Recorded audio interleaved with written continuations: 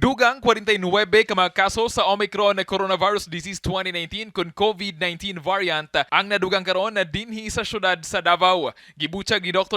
Schlosser, ang spokesperson sa Davao City COVID-19 Task Force sa interview sa City on Radio nga as of February 12, 2022, anaa sa 124 ang Omicron cases sa dakbayan, human nadugangan og 49 ka mga Omicron cases ang 75 ka kaso sa maong variant nga paspas nga makatakod sa tawo. Gikan na yon ni Schlosser nga nagpabiling problema ang dugay nga resulta sa pagsuta kung unsang klase sa variant ang usa ka COVID-19 case, diin ipadala pa kini sa University of the Philippines Philippine Genome Center. Ang problema lang gid nato when we are identifying different variants sir, is katuganing kadugayon sa whole genome sequencing na mag-take siya og 3 weeks to 1 month.